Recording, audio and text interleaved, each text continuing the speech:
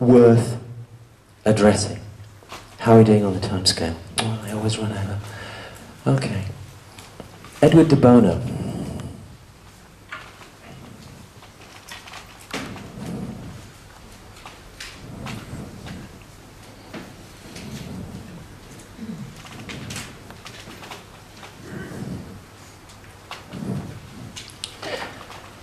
I think he's right.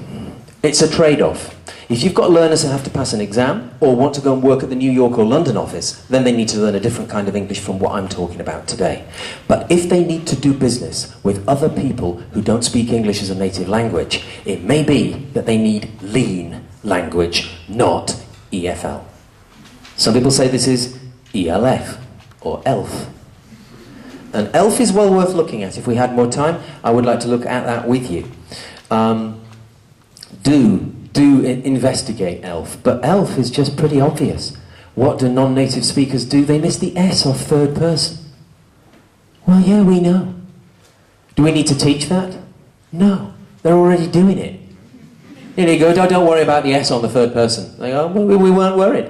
It was you who was worried. Oh, right, okay. And forget question tags as well. We'd forgotten them. I mean, I live in Spain and we just use no. Just use no. End of everything? No. In Germany, what is it? Oder. Or nicht wahr, but you know, oder, really, isn't it? In French, it's n'est pas. But no works in English. You know, good morning, no? Yeah.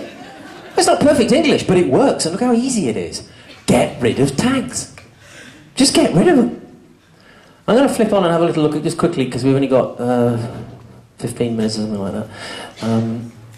Excuse me, forget these slides. You should never do this in a presentation. This is just a phase I was going through, all this stuff. And then I decided, oh, no, can't be bothered with any of that. But here we go. You're familiar with Pareto's principle. You know Pareto, Vilfredo Pareto? Here's his basic idea. 80% of the money in a country is owned, possessed, by 20% of the people. 80% of the business you get is from 20% of your customers. And he got a bit carried away towards the end of his life. He found 80-20 in everything. You know, sort of 80% of the sultanas are in the bottom 20% of the muesli box. And actually it's true, I checked. I mean, it works pretty well. Certainly true for grammar. Certainly true for grammar, that 80% of the grammar you need comes from 20% of the grammar you've been taught. We know this, yeah? Present and past simple is 80% of the English you need, according to the Longman Grammar of Spoken and Written English. Present and past simple, 80%. Present perfect continuous, less than 1%. We've been wasting our time with the present perfect continuous. Ordinal. Who cares?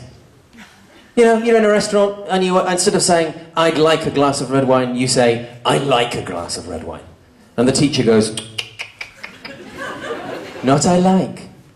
That means a general taste or preference. You're making a request. And you need that. Did you hear that? I'd. Sorry? I'd like. I'd. Try and get that in. Otherwise, confusion reigns. Nobody knows what on earth you've asked for. All is the same, isn't it? I was at a German lady's house in Mallorca the other week, and she said, I get you another glass of wine. And I was just delighted that she was going to get me another glass of wine. I didn't feel the need to go, oh. Oh. Sorry? Are you all right? Oh, I'll get you an oh. What? Who cares about the oh? You know, I don't do that too often in a restaurant. They give you the Heimlich manoeuvre. Scott Thornbury's got a great story about a Chinese student learning will. And the Chinese student says, why am I learning will? You need it for spontaneous decisions. I never take spontaneous decisions. So I don't need will. And he's probably right in a way.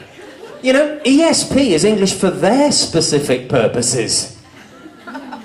Maybe it should stand for English for the students' purposes.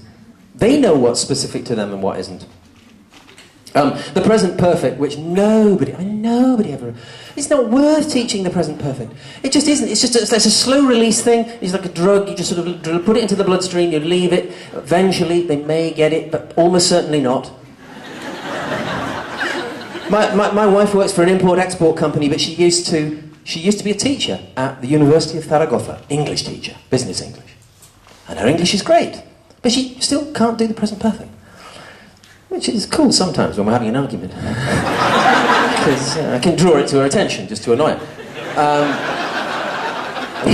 Because we disagree on nearly everything now. We've reached that stage in our marriage where we agree to be married, but we disagree on everything else. You know, we're going to a restaurant in the car. She likes it boiling hot because she's Spanish, you know. And the temperatures have dropped recently, dangerously below 20 degrees. And so she's got it on full blast. I've got it on freezing, because I'm so hot. And so we end up with this weather system in the car, you know.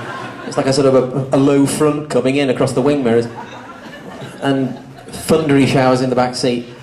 So we went out for a meal, and this is true. Pilar, in the audience, she knows who she is. She'll bear me out on this because she's Spanish.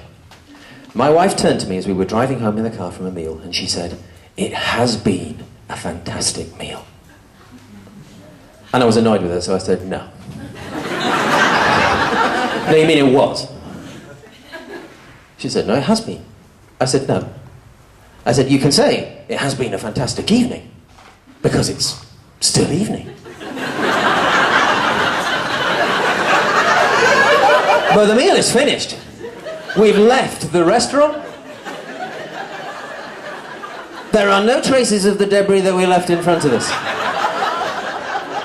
And therefore, what you need here, my darling, is the past simple. She said, "That's just typical of you English. For you, it's all over.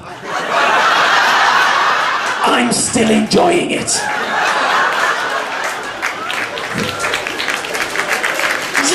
She's right. She's absolutely right. She's absolutely right.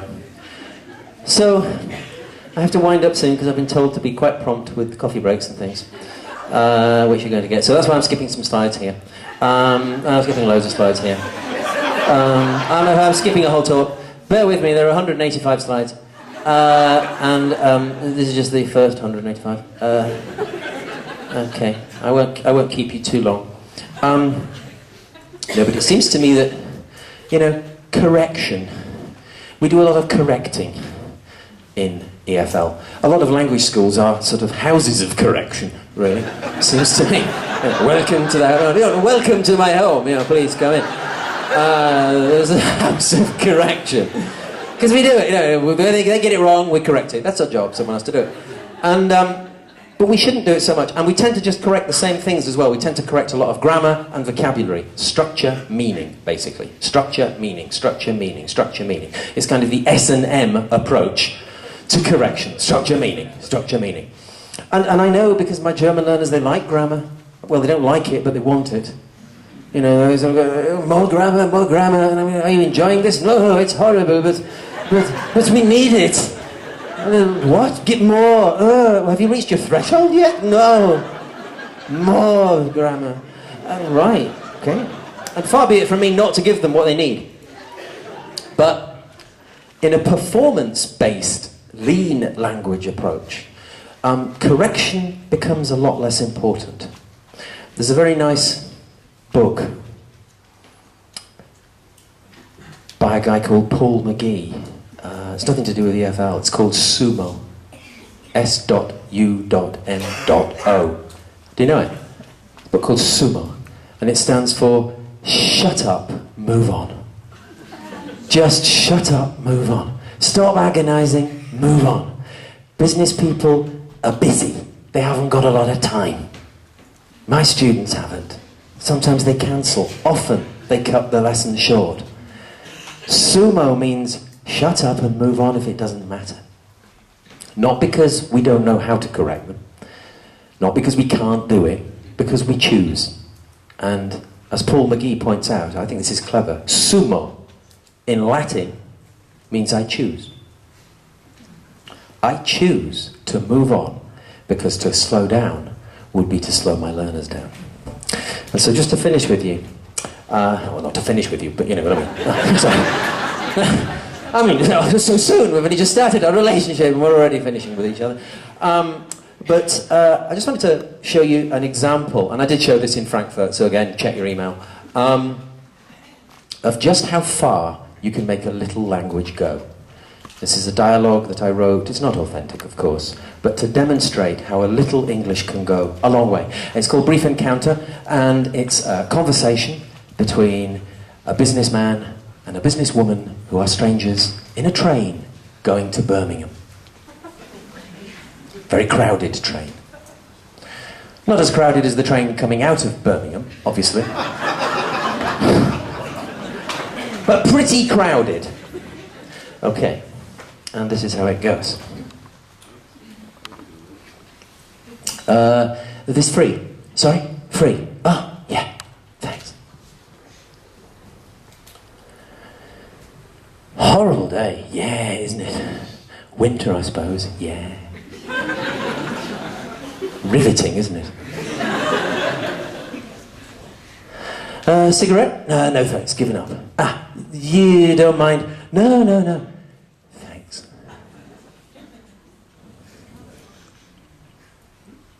Birmingham? Yeah. You? Yeah. The conference? Yeah. Me too. You can do a lot with a little. You French? Canadian? Oh, really? Telecoms? IT? Oh, IT. Telecoms, me. Telecoms, I see.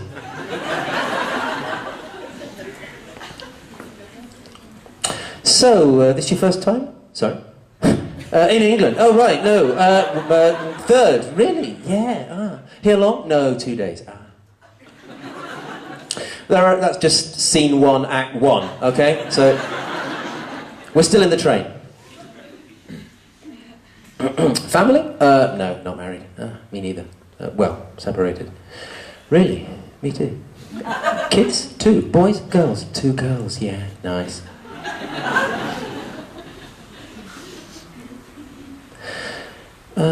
Free later? Sorry? You free later? Lunch? Dinner?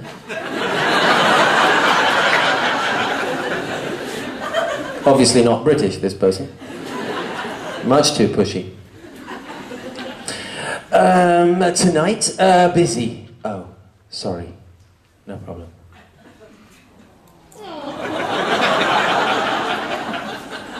Should we go on? I don't like unhappy endings. But tomorrow, yeah, 7:30, say 8. 8, great. I'm at the Grand at 8, it's a date. Oh, Di, hi Di. Hi Guy.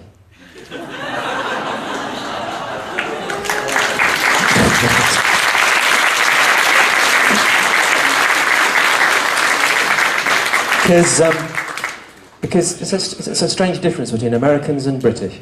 Americans always tell you their name first thing. Hi, I'm Chad. And Brits tell you at the end. You know, often, you know, if you meet somebody and they go, oh, I'm Mark, by the way, bye, have a good life, you know, kind of. The only Brits who give you their name at the beginning are the odd ones that you meet on the station platform, going, hello, I'm Brian. And there's a cultural difference for you. And I've run out of time, so I have to keep it lean. It's time for your coffees, and I thank you very much.